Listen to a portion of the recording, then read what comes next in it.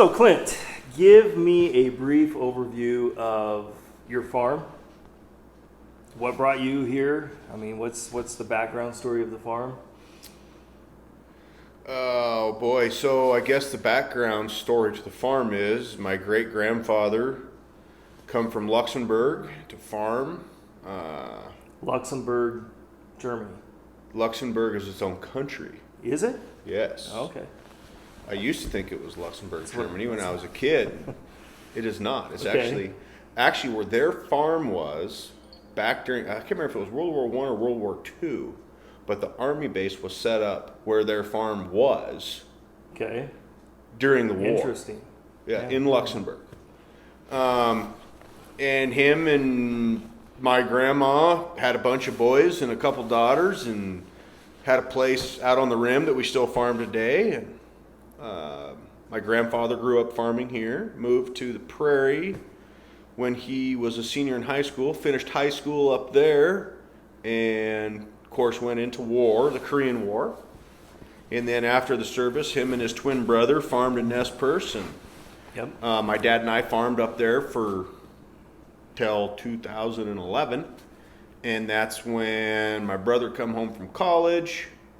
Russ Zenner, who I took the farm over from up here, he was heading down the retirement road and wanted to figure out a way to make an exit plan with a farmer that was like-minded, that liked conservation farming practices. So that was you? So that was me. And it worked out good because my dad and brother and I, there wasn't quite enough for all three of us up on the prairie, and so I decided to come up here, and my wife and I have been farming here since. What crops do you grow up here?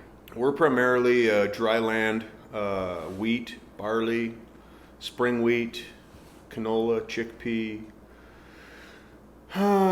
large and small chickpea, green peas, Austrian winter peas, some perennial crops, some alfalfa, and then we raise cow-calf. So a whole bunch of different crops, and you and Russ have been part of Shepherd's Grain basically almost since the beginning. Maybe not quite the very beginning, but I don't know when Russ got started with Shepherd's Grain. I thought he was one of the first few. Yeah. He was one of the first of the disciples to go to Dwayne Beck's research farm in Dakota Lakes. Okay. I think 2012 was the first year I was a part of Shepherd's Grain myself. Yeah. Okay. Yeah. Well, one of the things that we wanted to talk to you about today was just that crop diversity and crop rotation. So maybe you can just explain a little bit what does crop rotation even mean as a phrase, and then how does it play an important role in your farming production system? Crop rotate, I guess crop rotation would be multiple different crops. So we typically get one crop a year per acre. So we would start out with a winter wheat crop that year. And then the following year, we would like to raise a crop planted in the spring, like a cereal crop, a spring cereal, as in barley, oats, spring wheat, typically for grain. For flour, barley is primarily malting barley.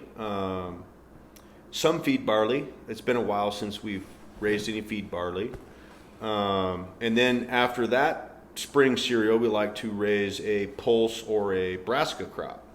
I like to try, to the best of my ability, to rotate from like a garb to a pea to a lentil to get more diversification in our pulse crops, as well as a brassica crop, a canola or a rape or something, radish, turnip, and or cover crops in the spring.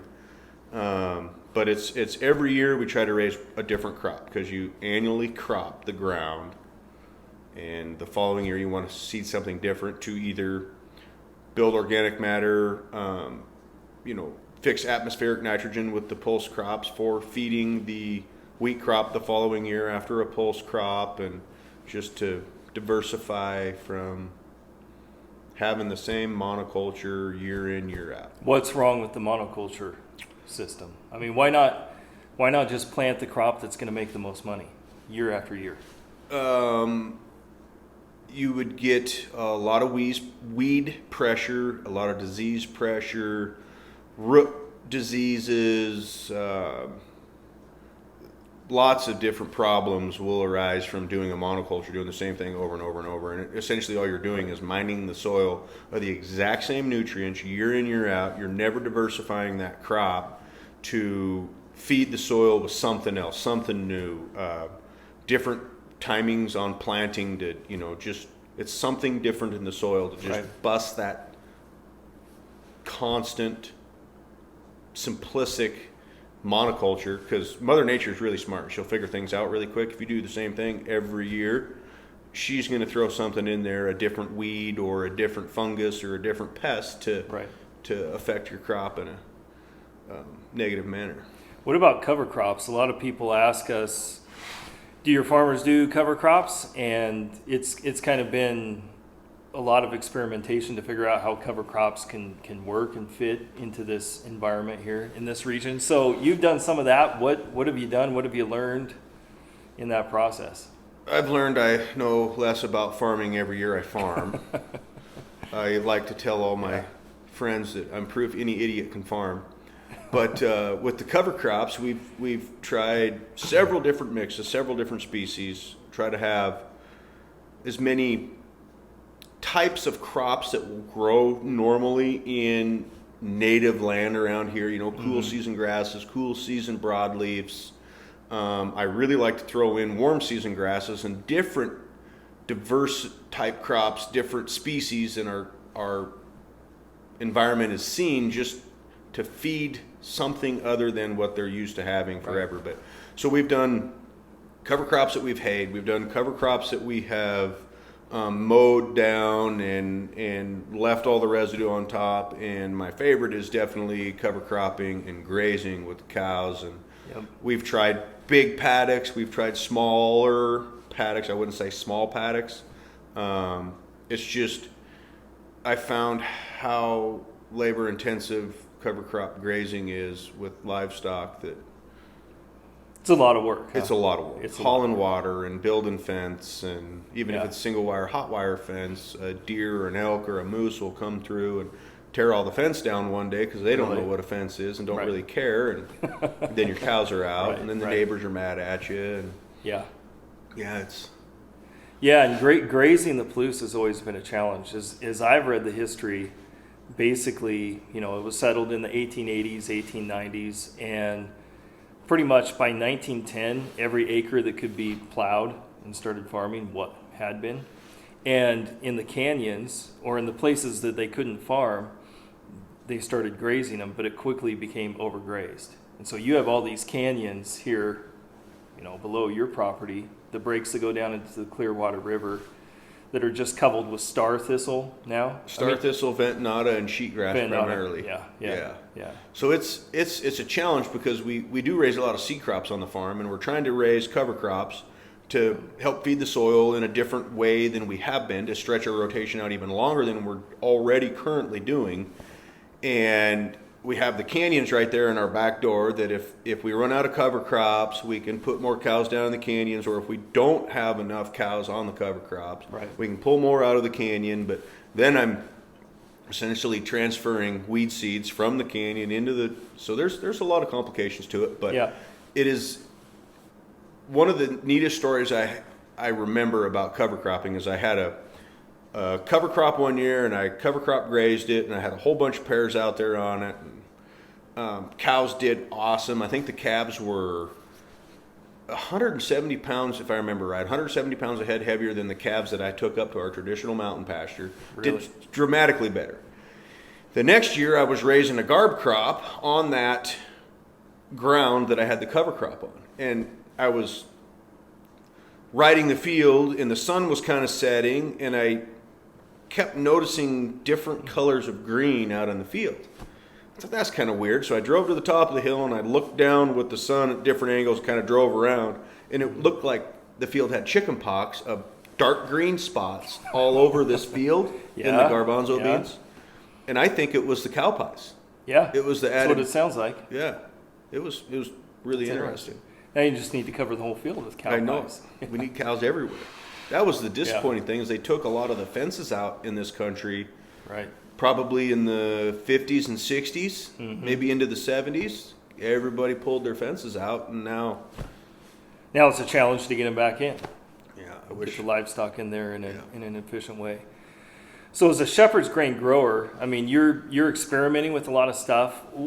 What's kind of the end goal? I mean, you're experimenting with cover crops, integrating livestock into it, diverse crop rotations, but what's sort of the goalpost that you're working towards? we would like to be, I would like to say, a regenerative farmer, but I don't know if we can get there or not in my career, maybe. I want to reduce the amount of man-made chemistry that I'm using, the fertilizers, the chemicals, the herbicides, and farm in a way that every crop that I plant is feeding the next crop and the next crop after that, and Right.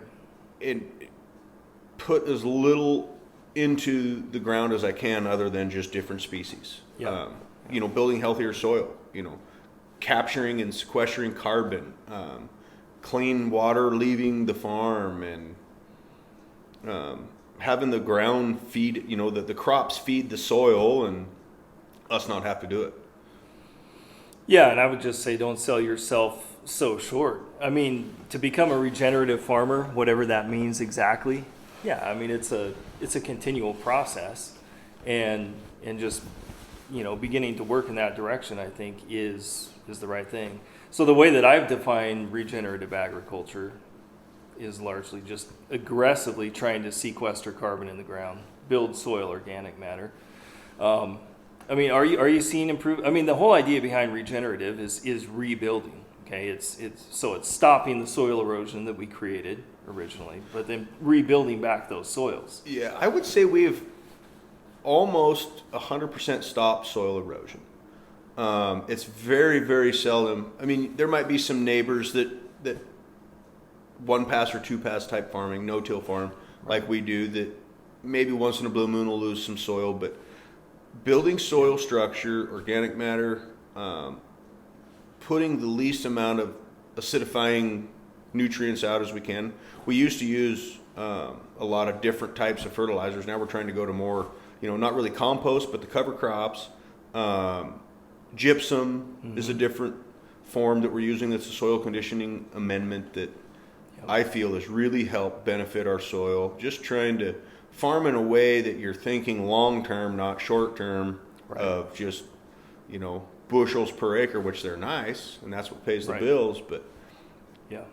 we got to do this for generations and feed the world. I do think we're making headway.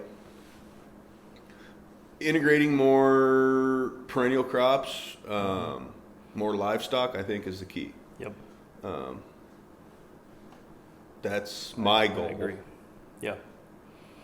I agree with that. All right. Well, thank you. Thank you, Jeremy. Appreciate your time. You bet.